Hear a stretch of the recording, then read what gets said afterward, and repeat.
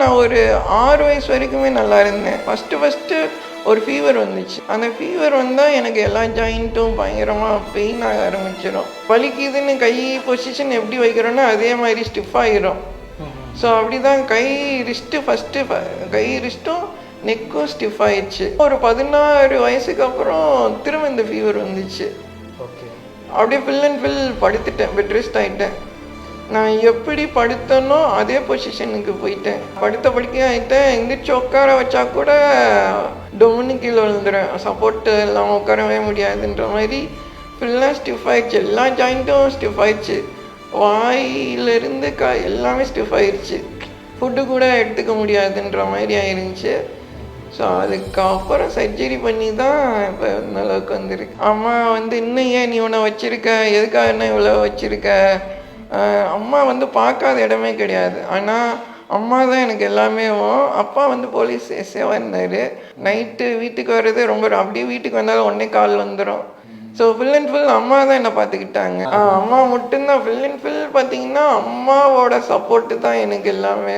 அம்மா இல்லைன்னா இந்நேரம் நான் இல்லை. ஸோ ஒரு ஸ்டேஜுக்கு அப்புறம் பார்த்தீங்கன்னா ஒரு ஸ்டேஜில் அம்மா என்னை பார்த்துக்கிறதுக்கெல்லாம் அவங்கள பார்த்துக்கிறத விட்டுட்டாங்க.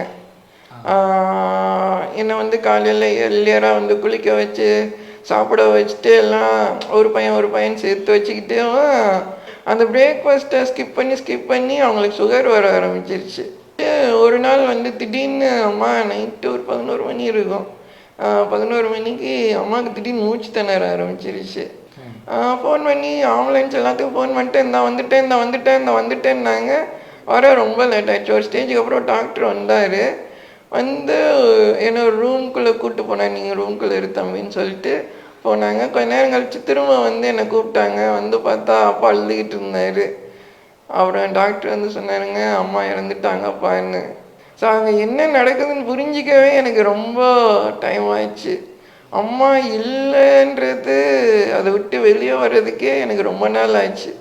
என் வேலையை பார்க்க ஆரம்பிச்சிட்டேன். சரி அம்மா இனிமேல் ஃப்ரீயாக இருப்பாங்கன்னு பார்த்தா அம்மா அந்த டயத்தில் தான் கரெக்டாக அந்த ரெஸ்ட்டு அம்மாவுக்கு கொடுக்குற நேரத்தில் அம்மா இறந்துட்டாங்க. நீங்கள் தான் நின்று ஒரு வேலைகளும் பண்ணும்போது அது பெயின் தான். எனக்கு ஒரு மாதிரி ஹெவியாக இருக்குது ஆக்சுவலி.